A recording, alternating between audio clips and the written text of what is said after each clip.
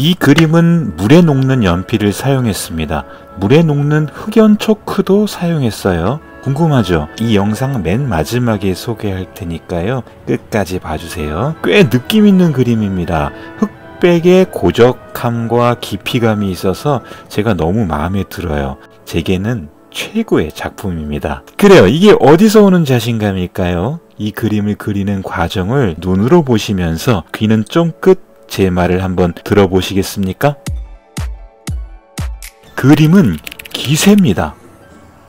우리 초보 여러분, 그림을 막 시작하는 여러분, 독학하시는 여러분, 그림 그릴 때 우리 이제 쫄지 마세요. 이 채널 이름이 왜 이기주의 스케치인 줄 아세요? 나만 좋으면 내가 그린 그림은 이미 작품입니다. 누가 뭐라 그래도 내가 좋으면 그만이라는 거죠. 그림은 꽤 이기적으로 그려야 합니다. 누가 내 그림을 가지고 뭐라 그래요? 누가? 겸손은 그림 그리는데 절대로 필요 없습니다. 우리 쫄지 마요. 그림은 결국 기세입니다. 자, 지금부터 다리를 꼬고 머리를 치켜 세우고 두 주먹으로 책상을 내리치면서 기세를 가지고 그림 그릴 수 있는 그 이유, 내 그림에 자신감을 가질 수 있는 이유, 그러니까 쉽게 쫄지 않을 이유 한번 제가 말씀드려 볼게요. 자, 첫 번째, 우리는 그림을 그리는 사람으로 태어났습니다. 오호, 그냥 우리의 본능이 그림을 그려요. 예? 그 유명한 화가들이나 우리나 같은 본능을 가지고 태어났다는 거죠. 그들이나 우리나 식욕이 같은 것처럼 말이죠. 다만 환경이 좀 달랐을 뿐입니다. 우리는 할 게 너무 많았잖아요. 공부도 많이 했어야 됐고, 그죠? 우리 엄마 너무 많은 걸 시켰어. 그림 그릴 시간 없었어. 어렸을 때부터 그림을 그리는 게 가장 쉬웠습니다. 방바닥이건 벽이건 마구마구 그림을 그렸어요. 이렇게 손에 잡는 것마다 하여튼 그림을 그렸죠. 그런 그림을 그렸을 때 어른들도 칭찬도 많이 하셨잖아요. 그런 칭찬만 생각하면 아이고, 우리나라 사람들 다 화가가 됐어야 했겠죠. 어느 순간부터 누군가의 못된 평가, 지적, 이런 것 때문에 굳이 그림 그리고 싶지는 않았어요. 더해서 먹고 살기 바쁘니까 그림을 멀리했을 뿐입니다. 그 외에도 그림을 멀리한 이유야 다들 다르겠지만 제가 여러분께 말하고 싶은 건 밥 먹는 일이나 숨 쉬는 일, 걷거나 뛰는 일 정도로 그림을 여기면 좋겠다는 겁니다. 대단한 예술가를 기준으로 삼지는 말자고요. 우리 같은 취미로 그림을 그리는 사람들에게 그림은 아주 본능적인 것이니까요. 밥을 좀 맛있게 잘 먹는 정도? 좀 빨리, 좀 우아하게, 조금만 더 잘 달리는 정도의 그 정도의 욕심만 내면서 우리가 한번 그림을 그려봅시다. 밥을 먹는데 색다르게, 다양하게, 아주 독창적으로 잘 못 먹는다고? 또 달리기를 할 때 더 빠르고 더 우아하게 못 달린다고 누가 흉보지는 않잖아요?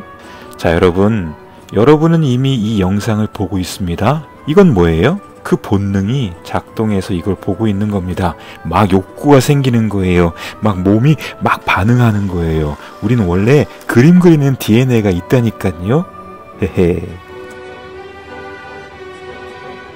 두 번째, 내 마음대로 그려도 그림입니다. 아니, 이 위로는 뭐지? 가슴이 따뜻해져. 아니면 이 뭔 궤변인가? 하하. 잘 들어보세요. 똑같이 안 그려도 돼요. 느낌 있는 그림이 그림이에요. 똑같이 그리는 그림만 그림인 건 아니라는 거죠. 자신의 느낌을 표현하는 그림이 정말 멋진 그림입니다. 내 느낌은 나만 표현할 수 있는 거잖아요. 그러면 그냥 그게 그림인 거예요. 멋지죠? 그건 누구도 할 수 없는 거예요. 1816년에 카메라가 세상에 나왔죠. 인상파 화가들은 똑같이 그리는 그림에 매력을 못 느꼈습니다. 사실적인 그림에 매력을 못 느꼈어요. 더 이상 사진을 찍으면 됐으니까요. 자신의 느낌, 즉 인상, 그 받은 인상을 가지고 그림을 그렸어요. 그래서 인상주의 화풍이 만들어진 거잖아요. 가만히 한번 생각해보면 얼마나 다행이에요. 내 눈에 보이는 대로 채색하고 그냥 선을 휘휘 그으면서 그림을 그려도 된다니까요. 너무 다행이에요. 이걸 생각하면 좀 억울하기도 해요. 왜 똑같이 그려야 그림을 잘 그린다고 누가 그런 거지? 나도 왜 그런 생각을 했던 거지? 우리는 왜 그렇게 배운 거죠? 누가 가르쳐 준 거죠?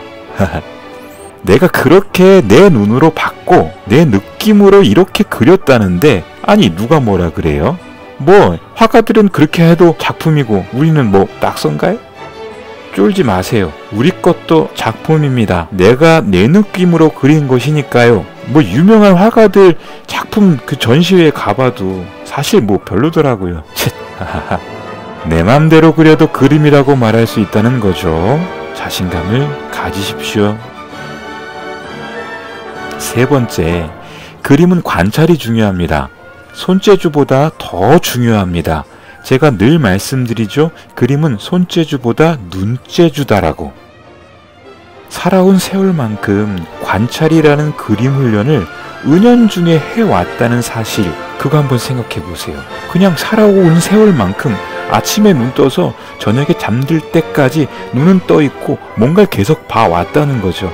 그게 그림 훈련을 해왔다는 제 주장인 거예요. 나이를 먹은 만큼 그림을 잘 그릴 확률이 높다는 겁니다. 오호, 공평하잖아요. 누구나 관찰을 해요. 누구나 똑같은 시간이 주어지고 그 시간에 눈으로 이리저리 뒤적거리면서 다닙니다. 근데 왜 못 그리냐 하면 우리가 오해를 해서 그래요. 그림은 손이 그림의 전부라고 배웠기 때문이에요.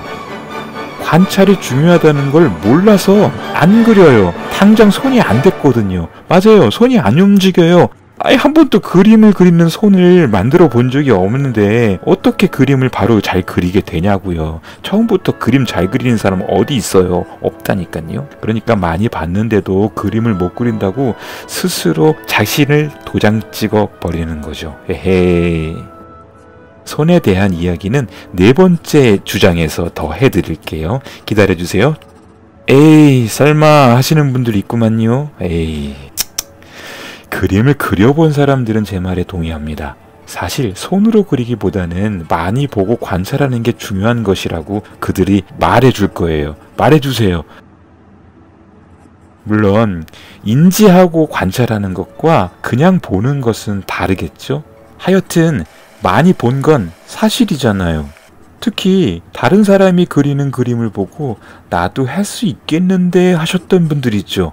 특히 제 유튜브의 영상들을 보시고 와 나도 할 수 있겠는데 라고 하셨던 분들 많아요.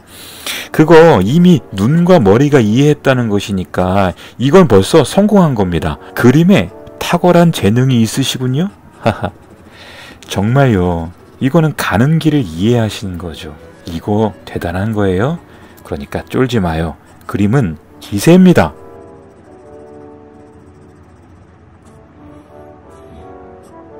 네 번째, 이제 손에 대한 이야기를 할게요. 그림은 연습하면 다 잘 그리게 됩니다. 오호! 진짜요? 연습 시간만큼, 투자만큼 잘 그리게 돼 있습니다. 오호! 진짜죠? 관찰을 많이 했어도, 그리는 법을 이해했어도 막상 하려고 하면 안 되죠. 좌절을 느껴요. 오히려 여기에 저는 희망이 있다고 생각을 하는 거예요. 손근육, 이 손근육이 희망입니다. 손은요, 누구나 처음부터 젓가락질 잘 못했잖아요. 손이 목적에 맞게 훈련되어야 하는 거예요. 이 젓가락질만 생각해보면 이게 맞는 얘기예요. 그쵸? 누가 처음부터 젓가락질 잘했어? 한참 연습해야 되잖아. 그 에디슨 젓가락 그거 가지고 연습도 하고 밥 먹는데 막 손도 많이 맞아가면서 연습했잖아요. 근데 왜 그림 그리는 손은 왜 그것도 안 하고 못한다고 애꿎게 내 손을 똥손이라고 왜 해요? 헤헤이. 손근육이 아직 그림을 그리는데 익숙하지 않아서 그래요. 웬만하면 젓가락질 잘하는 한국 사람이니까 연필과 붓을 들어서 움직이는 손근육을 단련하면 눈으로 이해했던 걸 손으로 쓱쓱 잘 그리게 될 겁니다. 저는 오른손잡이인데요. 왼손으로 그림을 그리면 정말 못 그려요. 똑같은 거예요. 여러분들이 왼손으로 한번 젓가락질 해보세요. 똑같을걸요? 그림 그리는 오른손이나 젓가락질 하는 왼손이나. 이건 공평한 겁니다. 저는 그걸 말하고 싶은 거예요. 그림 실력은 타고난 게 다가 아니라는 거죠. 타고나는 건 색다르게 표현하는 법, 요건 좀 달라요. 그런 아우라가 있는 사람들이 있잖아요. 이런 사람들은 그냥 위대한 화가가 될 거예요. 연습한 만큼 손이 움직일 겁니다, 여러분. 연습에 투자한 시간만큼 여러분들 그림 그리는 손은 그 근육이 잘 움직일 거예요. 손근육은 정말 배신하지 않아요. 제가 증명하는 거예요. 제가 그렇게 했으니까요. 정말요. 젓가락질 연습할 때를 꼭 생각하시면서 그렇게 손근육 연습을 해보시기를 바랍니다. 그러니까 공평해요. 쫄지 마요. 익숙해질 때까지 연습하면 다 잘할 수 있다니까요. 왜 하지도 않고 나 그림 못 그린다고 여겨버립니까? 그러니까 그림은 기세입니다. 여러분, 누군가의 평가와 판단에 주눅들지 말아요. 원래 예체능이 그래요. 평가하고 훈수 두고 판단하고 이런 건 뭐 쉬우니까 어쩔 수 없다고 치고 그러려니 하고 절대 쪼그라들지 말아요. 쫄지 마요. 저는 여러분에게 그림에 대한 공평한 인간, 이걸 말하고 싶은 겁니다. 같은 걸 가지고 태어났는데 관심과 연습만 있다면 누구나 그림을 잘 그릴 수 있다라는 건 그렇게 한 제가 증명할 수 있거든요. 저는 독학을 했습니다. 미술학원도 가본 적이 없어요. 막 손이 막 움직이고 손근육 훈련을 막 하니까, 낙서를 많이 하니까, 그런 시간을 많이 들이니까 젓가락질 할 때처럼 편해지고, 그러면서 조금씩 그림이 조금 더 늘어갑니다. 더 자신있게 인스타그램에도 내 작품을 올려 보여주세요, 여러분. 전시회도 기회가 있다면 개인이든지 단체든지 꼭 한번 참가하세요. 카페에서도 공원에서도 떳떳하게 보란듯이 그려보세요. 누가 뭐라 그래요? 내 느낌으로 그림을 그리는데 쫄지 마요. 그리신 작품은 꼭 액자에 넣어서 나 자신부터 내 작품을 소중히 여겨 보셔요. 제가 여러분의 가치를 높이는 이름을 하나 발견했습니다. 여러분은 생활예술가입니다. 생활체육인 요것이 있듯이 말이죠. 생활예술가 여러분, 오늘도 쫄지 말고 기세있게 그림을 그립시다. 파이팅! 그림은 기세입니다. 해방촌의 아침 골목을 그렸습니다. 흑연이 주는 그 편안함, 그리고 고적한 느낌, 그것을 가지고 이 골목의 편안함을 표현해 보려고 했습니다. 아침에 뜨는 태양 때문에 그림자가 지고 그 그림자의 깊은 음영 때문에 만들어지는 이 깊이감이 오히려 정겨움을 더합니다. 이것을 바라보는 제 시선이 이랬어요. 제 느낌이 이랬습니다. 물론 보시는 그림이 현장의 장면하고 전혀 똑같지 않을 수 있습니다. 제 느낌이 이 그림에 표현되어 있으니까 저는 이 그림이 너무 사랑스럽습니다. 여러분, 제 시선으로 바라보는 이 골목의 풍경 같이 한번 공감해 보시죠.